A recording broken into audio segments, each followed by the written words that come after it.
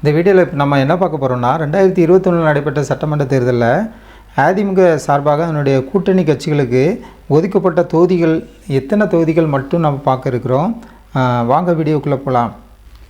முதலாவது பார்க்கணுன்னா அதிமுக சார்பாக எடப்பாடி கே பழனிசாமி அவர்கள் மற்றும் பன்னீர்செல்வம் அவர்கள் இணைந்து இருந்த அந்த டயத்தில் 179 சட்டமன்ற தொகுதி அதிமுகவுக்கு ஒதுக்கப்பட்டிருக்கு. ஏன்னா அதிமுக சார்பாக இருந்த கூட்டணினால் 179 சட்டமன்ற தொகுதி அதிமுகவுக்கு ஒதுக்கப்பட்ட ஒரு தொகுதியாக காணப்பட்டு 2021 பார்த்துட்ருக்கோம்.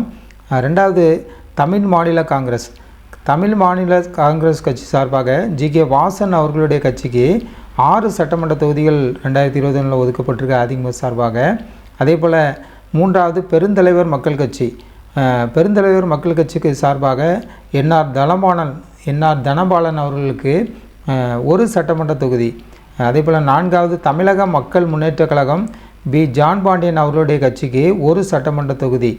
அதே போல் ஐந்தாவது மூவேந்தர் முன்னேற்ற கழகம் ஸ்ரீதர் வாண்டையார் அவருடைய கட்சிக்கு 1 சட்டமன்ற தொகுதி. ஆறாவது அகில இந்திய மூவேந்தர் முன்னணி கழகம் என் சேதுராமன் அவருடைய கட்சிக்கு 1 சட்டமன்ற தொகுதி அதிமுக கூட்டணி சார்பாக ஒதுக்கப்பட்டிருக்கு 2021 நம்ம பார்த்துட்ருக்கிறது எல்லாமே. ஏழாவது புரட்சி பாரதம் கட்சி எம். ஜெகன் மூர்த்தி அவருடைய கட்சிக்கு 1 சட்டமன்ற தொகுதி.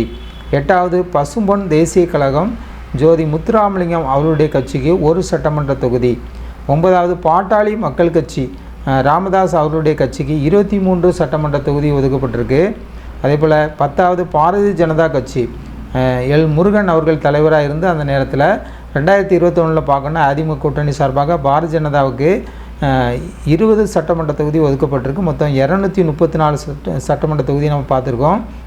இந்த வீடியோவில் நம்ம பார்த்த எல்லாமே 2021 அதிமுக மற்றும் அதனுடைய கூட்டணி கட்சிகளுக்கு ஒதுக்கப்பட்ட சட்டமன்ற தொகுதிகளுடைய அந்த நம்பரை மட்டும்தான் நம்ம இந்த வீடியோவில் பார்த்துருக்கோம். இந்த வீடியோ உங்களுக்கு பயனுள்ளதாக இருந்தால் ஜனநாயகம் டிவி சேனலை சப்ஸ்கிரைப் பண்ணுங்கள், லைக் பண்ணுங்கள், கமெண்ட் பண்ணுங்கள்.